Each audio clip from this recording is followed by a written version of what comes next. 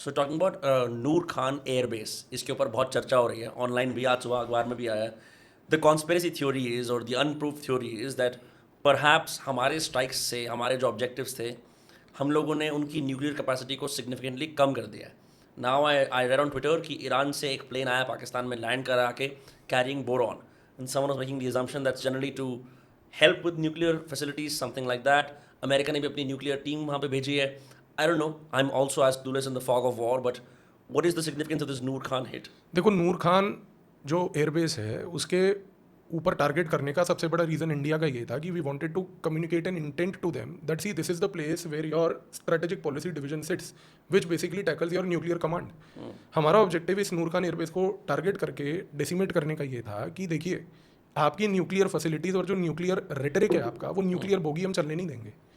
अब इस missile hit से पाकिस्तान को ये मैसेज तो मिल गया कि जितनी भी उसकी न्यूक्लियर साइट्स हैं उसकी इंटेलिजेंस हार्डकोर लेवल पर इंडिया के पास है।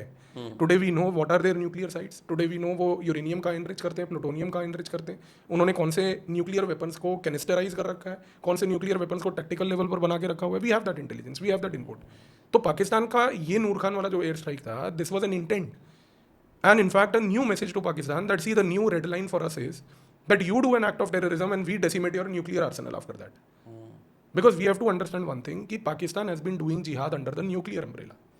That's the nuclear bluff that they pull out कि हमारे पास nukes हैं. देखो, ये 1998 में जब उन्होंने न्यूक्लियर वेपन टेस्ट किया था ना, उन्होंने न्यूक्लियर वेपन टेस्ट किया क्यों था? Let's understand two things here. Lot of people से कि पाकिस्तान का न्यूक्लियर वेपन टेस्ट हुआ, उसने न्यूक्लियर वेपन बनाए क्योंकि वो न्यूक्लियर वेपन से इंडिया को टारगेट करना चाहता है। I disagree with that. My study, my analysis says Pakistan doesn't want to use a nuke against India. They will never use that. They have created nukes for a very strategic reason. Reason ये है कि पाकिस्तान को ये लगता है कि भाई मेरे पास न्यूक्लियर वेपन है, मैंने उसको एक रोग तरीके से बनाया है। वो आज की डेट में जब भी बैंकरप्ट होने वाला होता है, वो किसी भी कंट्री के पास जाके उसको यही कहता है कि देखो भाई, अगर मेरा इकोनॉमिक कोलैप्स हुआ तो मेरे मिलिट्री जनरल्स जो हैं, जिन्होंने न्यूक बनाए हैं, और यही मिलिट्री जनरल्स जो हैं, इन्होंने non state actors like al Qaeda etcetera बनाए हैं, अगर मेरा इकोनॉमिक कोलैप्स होता है तो ये न्यूक्लियर वेपन्स इनके हाथ लग जाएंगे और जाकर एक ग्लोबल न्यूक्लियर मार्केट क्रिएट हो जाएगी ब्लैक लेवल पर, जो अब्दुल कादिर खान पहले कर चुका है। Who is Abdul Qadir Khan? जो father of Pakistan nuclear bomb है। अच्छा, okay.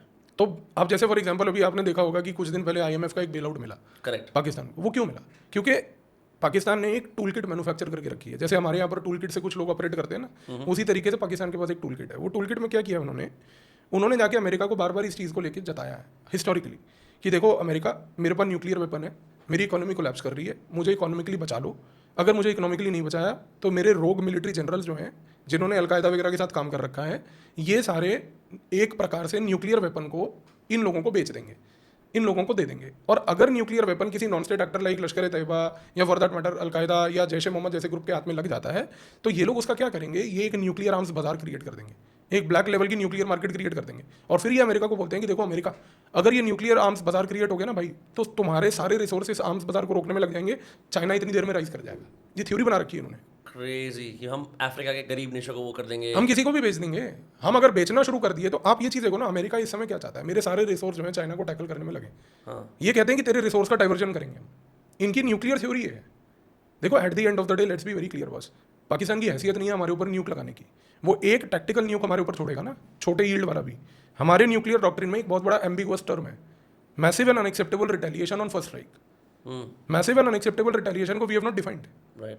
We have not defined means कि तू हमारे ऊपर एक टैक्टिकल न्यूक छोड़, हम 150 से रिटेलिएट करेंगे। वैसे भी राजनाथ सिंह ने अभी नई एक चीज़ बोली है कि ये जो पॉलिसी है कोई ज़रूरी नहीं है फ्यूचर में कंटिन्यू करेंगे इसको, जैसे वक्त बदलेगा हम बदल सकते हैं इसको। नहीं, वो तो ऑब्वियस ही बात है, आप कभी भी बदल सकते हो। वो कोई ऐसा नहीं है कि भाई किसी स्क्रिप्चर में लिख के कोई वेदास में आ गई तो हम उसको चेंज नहीं कर सकते। वो चेंज हम करेंगे जब हमें करना होगा।